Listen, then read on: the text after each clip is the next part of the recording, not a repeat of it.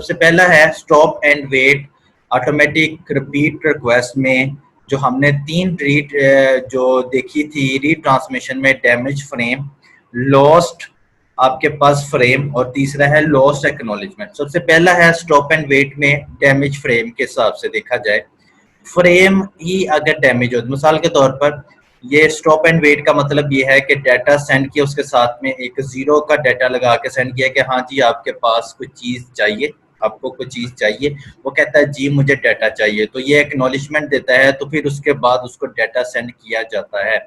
ये कॉन्सेप्ट है data send करने का स्टॉप एंड वेट पे। और मैंने आपको स्टॉप एंड वेट में बताया था कि जब तक आपको डाटा का रिस्पॉन्स ना मिल जाए तब तक आपको वेट करना पड़ता है। ये वेट, इसने एक्नॉलेजमेंट की, डाटा सेंड किया, फिर एक्नॉलेजमेंट की कि मुझे अब जीरो की डिमांड है, वो जीरो की डिमांड करता है, फिर वो डाटा सेंड की जाता है, फिर उसके पास यहाँ पर आ जाए।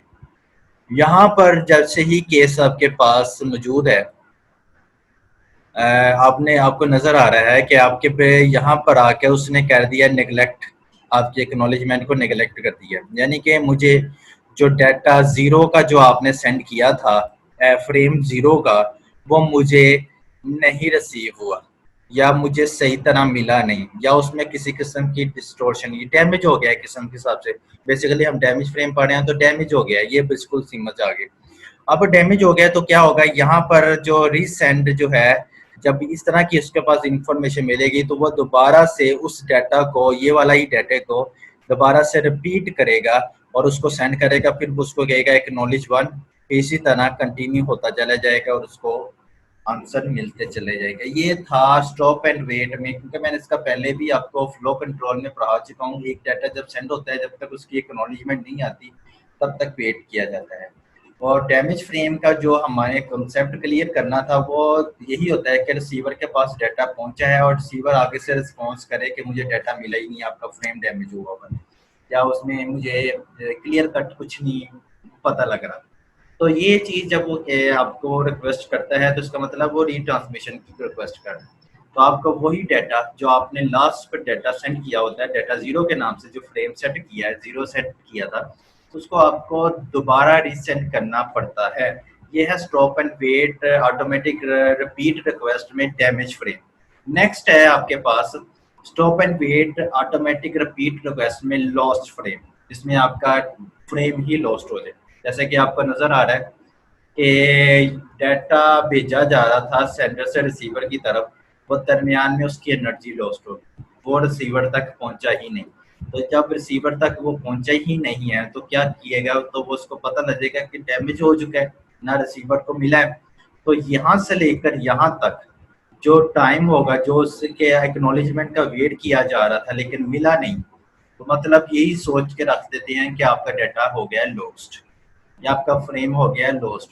तो वहां पर कॉन्सेप्ट लिया जाता है, दोबारा उसी किस्म के डाटा को दोबारा से सेंड किया जाता है, फिर उसकी एक्नॉलेजमेंट आती है, फिर डाटा वन सेंड किया जाता है, फिर उसकी एक्नॉलेजमेंट आती है, डाटा टू सेंड की। यानी कि मैं बेसिकली आपको कॉन्सेप्ट बता रहा हूँ लॉस फ्रेम का। जब आपके पास लॉस फ्रेम आ जाए तो उसका मतलब ये होता है कि दोबारा से उस डाटा को सेंड करें। डैमेज फ्रेम में तो ये था कि सेंडर से रिसीवर तक डाटा पहुंच गया, लेकिन सेंडर को, रिसीवर को डाटा ठीक तरीके से जिस तरह भेजा गया था उस तरह नहीं भेजा गया, उस तरह नहीं पहुंचा, वो एक किस्म का रास्ते में ही डैमेज हो गया, तो उसको कहते हैं डैमेज फ्रेम। लॉस फ्रेम है जो कि आपके रिसीवर के पास पहुंचता ही नहीं है और मिड में ही उसका डाटा लॉस हो जाए, उसको कहते हैं लॉस फ्रेम। ये डिपेंड करता है स्टॉप एंड वेट के आपके जो भी आपका कंसेप्ट था। अभी मैं एरर कंट्रोल में स्टॉप एंड वेट का ही ऑटोमेटिक रिपीट रिक्वेस्ट को ही कंटिन्यू कर रहा हूँ, जिसमें पहले मैंने आपको ऑटोमेटिक रिपीट रिक्वेस्ट में डैमेज फ्रेम के बारे में बताया, सेकंड मैंने आपको बताया लॉस फ्रेम के बारे में। नेक्स्ट जो आपके पास टॉपिक है वो है stop and wait automatic repeat request में लॉस्ट एक्नॉलेज।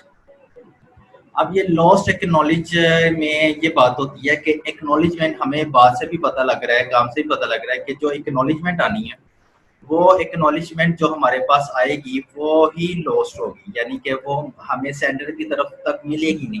जैसे कि ये डाटा सेंड किया था, हालांकि उसने डाटा सेंड किया और रिसीवर ने उसकी एक्नॉलेजमेंट की, लेकिन वो रास्ते में लॉस्ट होगी। पिछला था लॉस्ट फ्रेम, जो कि रिसीवर के पास पहुंचा ही नहीं। उससे पहला था डैमेज फ्रेम, रिसीवर के पास पहुंचा लेकिन रिसीवर को सही तरीके से नहीं पहुंचा।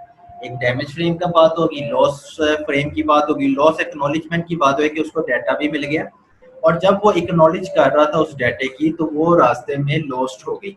तो वो लॉस जो भी है वो दोबारा से रिट्रांसमिशन का कॉन्सेप्ट अप्लाई होता है और डाटा दोबारा सेंड किया जाएगा और उसकी एक्नॉलेजमेंट की जाएगी, यानी कि सेकंड कॉपी जो है वो डिस्कार्ड हो जाएगी। जो पहले वाली जो डाटा था वो डिस्कार्ड हो गया, नया डाटा जो आप सेंड करेंगे उसका एक्सेप्टेंस हो जाएगी। ये था concept stop and wait automatic repeat request की, जिसमें आपके पास कॉन्सेप्ट आता है। ये तीनों कॉन्सेप्ट आपके कंप्लीट हो गए।